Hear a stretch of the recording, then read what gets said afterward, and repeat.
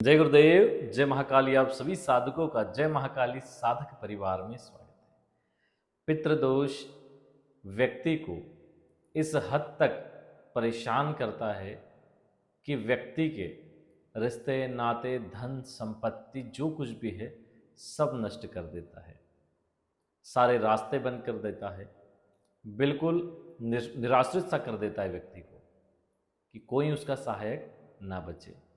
चाहे कर्ज का हो समस्या, बीमारी हो, या शत्रु बाधा बढ़ जाए, या परिवार में रोज कलह होती हो, कई सारे से पितृदोष के लक्षण हैं जो व्यक्ति को असहाय बना देते हैं। व्यक्ति बहुत सारी पूजा पाठ करवा लेते हैं, लेकिन कई सारी गलतियों की वजह से वह उस पितृदोष से मुक्ति नहीं पा पाते।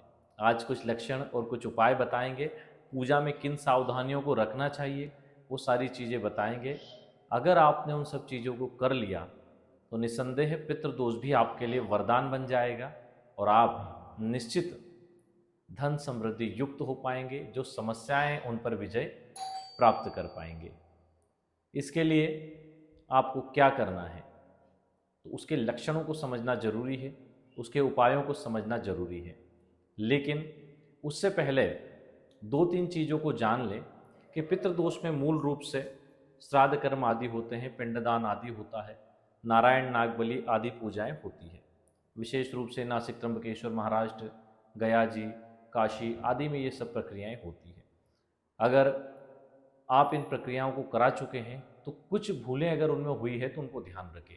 नारायण नागबली आदि कोई भी पितृकर्म करवाते हैं अपनी मेहनत के पैसे से ही वो करवाना चाहिए। आपने किसी से 10 रुपये भी अगर उधार लिए हैं तो पुण्य आपको नहीं मिल पाएगा, वो पूजा सफल नहीं मानी जाती। दूसरा, अगर आप पितृदोष आदि पूजन को कर रहे हैं, पति पत्नी दोनों बैठकर यदि नारायण नागबली आदि पूजन संपन्न कर रहे हैं, वहाँ अगर आप एक दूसरे पर क्रोध कर रहे हैं किसी भी कारणवश, तो भी आपकी पूजा को निष्फल माना जाता है। और कई लोग बहुत बार पूजा करवाने के बाद भी उनको समझ में नहीं आता कि लाभ क्यों नहीं हुआ। ये हमारा प्रत्यक्ष देखी हुई चीज़ है, इसलिए बता रहे हैं कि एक प्रत्यक्ष उदाहरण ऐसा हुआ कि एक व्यक्ति पूजन करवा के, अब हम बता ही देते हैं सारा, पहले आप उस किस्से को समझ लें तो आप लोगों को ज़्यादा ठीक रहेगा। पूजन के लिए दो व्यक्ति जाते हैं, एक पूरी टीम जाती है जिनमें दो व्यक्ति रहते हैं, वो पूजन करवाने के लिए जाते हैं। गया जी, तो वो काशी भी जाते हैं, प्रयागराज भी जाते हैं, सब जगह अलग अलग जगह होता है सारी प्रक्रिया, और फिर वो गया जी जाते हैं अंत में। तो उनमें क्या हुआ कि जब वो लोग गए तो उन्होंने पूजा करवाई, आए, और जब वो सारी जो घटना थी वो हमारे सामने आई तो हमें बताया गया कि एक व्यक्ति के पीछे एक सफ़ेद कलर का बकरा पड़ा था। प्रयागराज में जब वो गए थे उनके पीछे, प्रयागराज या कहीं पे बताया था उन्होंने, वहीं पे उसके पीछे मारने दौड़ा और बहुत मारा, उसको बड़ी मुश्किल से बचाया। और जब वो लोग वहाँ से 40 किलोमीटर दूर गए तो वहाँ पर वही वाला बकरा आ गया उनको मारने, और उन्हीं को मार रहा था वो, दूसरे किसी को नहीं। तो बोले ये घटना हुई, तो उन्होंने पूछा कि इसका क्या कारण था। तो हम तुरंत समझ गए कि क्या दिक्कत थी यहाँ पे। हमने तुरंत उनके जो पुत्र थे उनको फ़ोन लगाया, वो हमारे परिचित थे। हमने पूछा कि एक बात बताओ कि ये जो पूजा करवाने गए थे इसका पैसा तुमने किसी से उधार लिया था क्या? तो उन्होंने बताया कि जी हाँ, उधार लिया था और उनसे लिया था। ठीक है, तो जब उन्होंने कहा कि हमने उधार लिया था, तभी हमने उनको बोला कि तुम्हारी पूजा पूर्ण रूप से निष्फल हो गई है, तुमने जिनसे पैसा लिया था इसका पूरा पुण्य उनको मिल गया है। अब तुमने भले ही बाद में लौटा दिया, लेकिन पितृदोष में ये नहीं, पितृदोष में स्वयं के धन से ही ये पूजन होता है, तो अब स्वयं के धन से ही वो पूजन करवाना पड़ेगा। वो करवा लेना जब भी तुम्हारा करवाने का हो, जितनी जल्दी करवाओ अच्छा है। और वास्तव में जिनसे धन लिया उनको खूब लाभ हुआ। तो कहने का तात्पर्य ये है कि आपने कहाँ त्रुटि की है इस बात को समझ लो। क्रोध नहीं करना, किसी और से धन नहीं लेना। आपने पूजा करवा ली है तो उसके 45 दिन के अंदर कोई दूसरा दैविक अनुष्ठान नहीं करवाना है आपको, किसी और के घर भोजन नहीं करना है 45 दिन। ये सारे नियम हम बताते हैं, आप उनको पूछो। आप जैसे त्र्यंबकेश्वर जाएंगे तो सारी चीज़ें आपको बताते हैं, तो ये नियम सब उनसे पूछना चाहिए कि भाई हमें एक एक नियम बताइए कि हमें क्या क्या सावधानियाँ रखनी है। पूजा से पहले भी पूछना चाहिए कि हमें किन किन चीज़ों का ध्यान रखना है पूजा में, वो सब बताओ। तो ये सब चीज़ें होती है, ये ध्यान रखना। कई बार क्या होता है, पूजन होता है तो कई बार वो बोलते हैं कि हाँ 5 रुपये 10 रुपये या कुछ भी यहाँ चढ़ा दो, लोग उसमें खींच जाते हैं, अरे हमने तो इतने पैसे में बात की थी, फिर ये अलग से पैसा चढ़ा रहे हैं। वो क्रोध नहीं करना है, चाहे तो आप पहले से ये सब बातें क्लियर कर लो। पूजा के समय नहीं करना है। फिर आपको वो चढ़ाना है जो भी चढ़ाना है, आप 1 रुपया चढ़ा दो, क्यों गुस्सा करना उसमें। तो ये सब चीज़ें ध्यान रख के जब आप पितृ पूजन करोगे निश्चित लाभ होगा। ठीक है, तो उम्मीद है आप लोगों को ये समझ में आया होगा कि कहाँ गलती होती है। अब वो लक्षण समझो, जिन लक्षणों से हम पता करेंगे कि पितृदोष है या चला गया। अब एक चीज़ को और ध्यान रखना, जिन लोगों को पितृदोष रहता है ना, वो लोग अगर घर बना देते हैं पितृदोष, और उसमें भी पितृदोष निवारण के पहले घर बना देते हैं, तो उनको एक समस्या बड़ी आती है। उनके घर में कोई ना कोई दोष जरूर हो जाता है वास्तु का, जैसे किचन का हो जाएगा, या फिर उनके साउथ वेस्ट के कोने में गड्ढा उड्ढा करवा देंगे वो लोग। ऐसा दोष बहुत होता है जिन लोगों को पितृदोष है। ये कॉमन चीज़ काफ़ी देखी है हमने, इसलिए बता रहे हैं। आंखों देखी, कोई लिखी बात नहीं बता रहे, आंखों देखी बात बता रहे हैं। तो ये लोग वास्तु दोष बहुत करते हैं, और जब वास्तु पूजा होती है वहाँ पे भी पितृ पूजा वगैरह नहीं करते हैं, तो ये दोष और बढ़ जाता है और वो घर उनको फलित नहीं होता। ठीक है ना। तो वास्तु के ऊपर भी कभी वीडियो बनाएंगे कि कैसे घरों में ध्यान रखना चाहिए, घर बनाने से पहले उसकी ऊर्जा वगैरह कैसे चेक करना, वो सारा एक अलग विषय है। तो इस चीज़ का बड़ा ध्यान रखना चाहिए। अच्छा, पहले लक्षण आप नोट कर लो कि क्या क्या लक्षण हो सकते हैं। पितृदोष के लक्षणों में परिवार में बने बनाए काम अंतिम समय पे बिगड़ जाएंगे। ठीक है, ये तो इसका पहला लक्षण हो गया। पूरी मेहनत के बाद भी आपका जो कार्य है उसका अपेक्षित फल आपको नहीं मिलेगा या उसमें देरी हो जाएगी।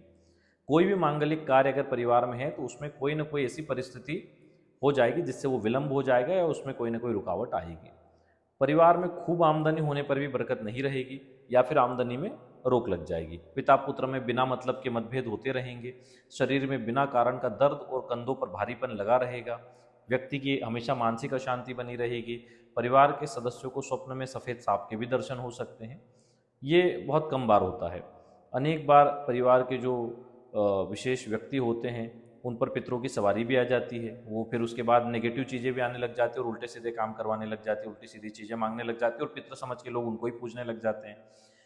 इसके अलावा परिवार की स्त्रियों पर भी इस तरह की दिक्कतें आ जाती है। ठीक है, और फिर गलत योनि की शक्तियाँ आ जाती है और उनको परेशान करती है। पितृयोनि के अलावा परिवार में व्यापार में निरंतर नुकसान होने लग जाता है। कई प्रकार की बीमारियां होने लग जाती है व्यक्तियों को, जो चिकित्सकों को या जांच वगैरह में भी सामने नहीं आती। ठीक है, सबसे जो आपकी कीमती वस्तुएं हो वो गुम होना या चोरी होना, वैवाहिक जीवन में पति पत्नी के विचारों में मतभेद होना या तलाक जैसी स्थिति बनना, सामाजिक स्तर पर मान सम्मान आपका कम होना या घटना, इस प्रकार की जो चीज़ें हैं ये सब हैं पितृदोष के लक्षण।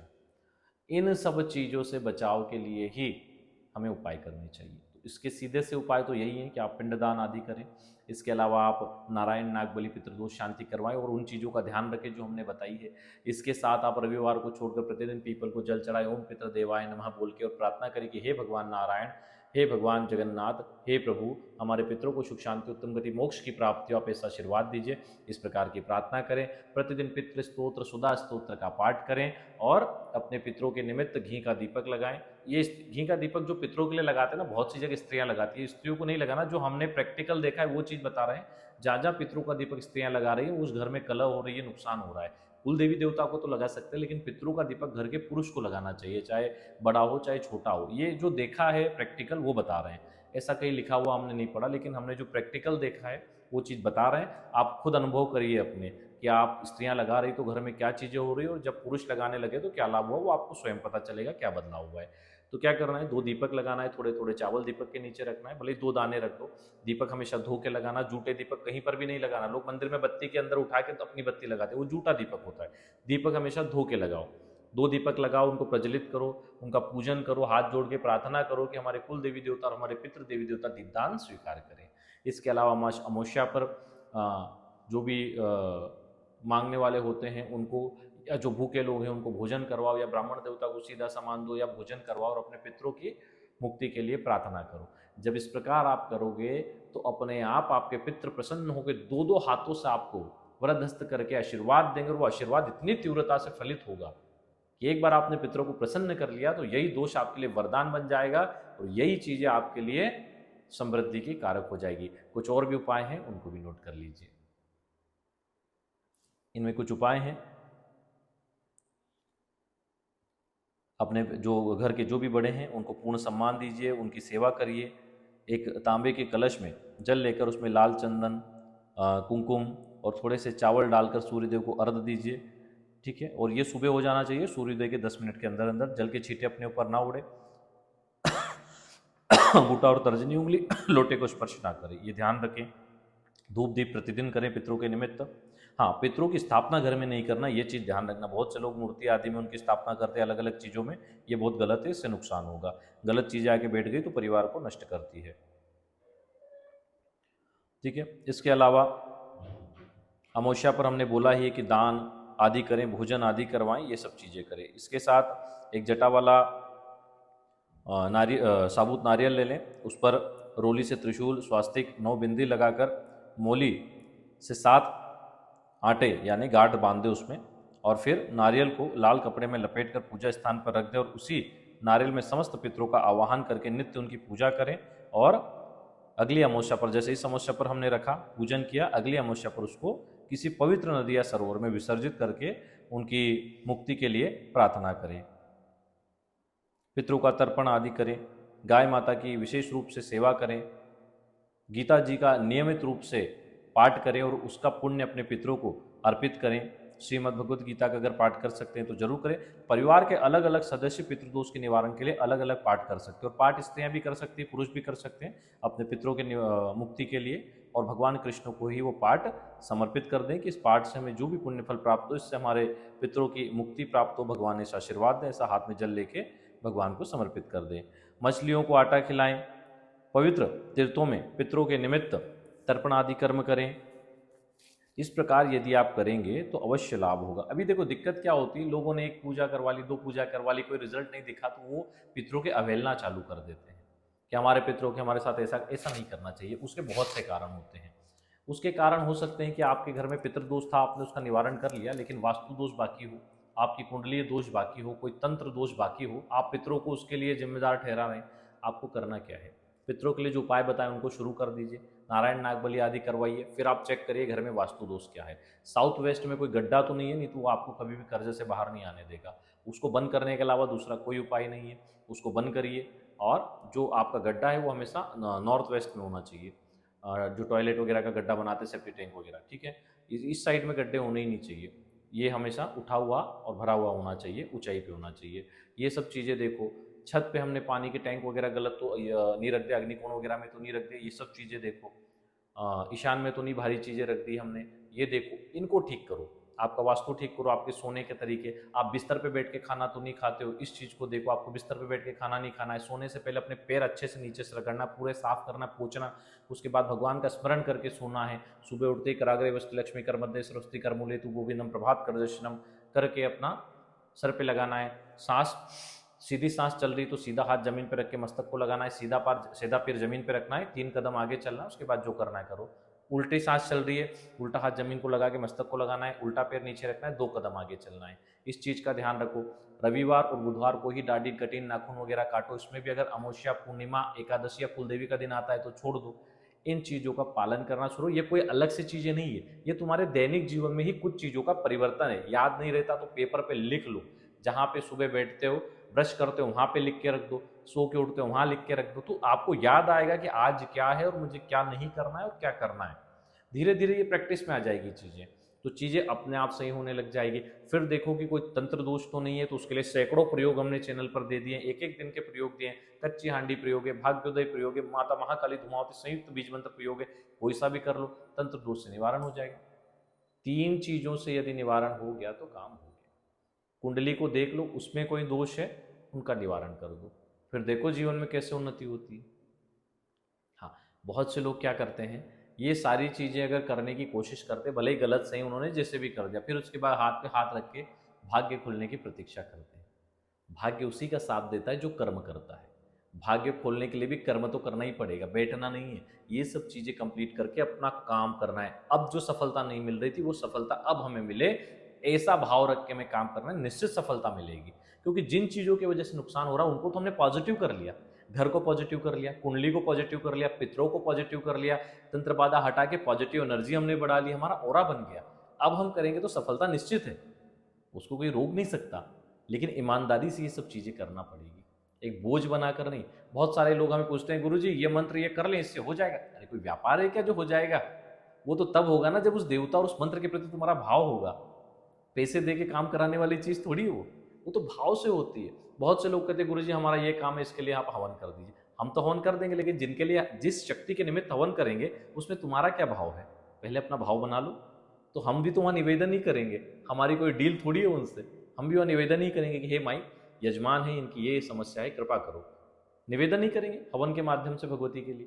तो आप जब तक इन चीज़ों को समझोगे नहीं तब तक इनसे मुक्ति संभव नहीं है। तो उम्मीद है आज बहुत अच्छे से सबको समझ में आया होगा, जिनको आया है ठीक है, जिनको नहीं आया वो फिर देख के समझ लें। चलिए आज के लिए इतना ही। जो लोग अपना कुंडली विश्लेषण और स्कैनिंग आदि करवाना चाहते हैं, किसी भी प्रकार की चर्चा करना चाहते हैं, तो दिन में 12 से 4 कॉल कर सकते हैं, उसके अलावा कॉल ना करें।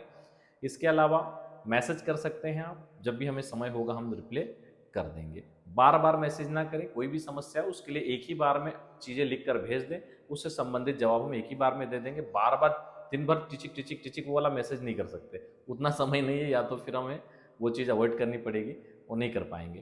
तो इसलिए आप एक ही बार में अपनी जो भी चीज़ें हैं पूछना वो लिख के दे दें, उससे संबंधित जानकारी आपको दे दी जाएगी, क्या करना है मार्गदर्शन दे दिया जाएगा। चलिए आज के लिए इतना ही। जय गुरुदेव, जय महाकाली।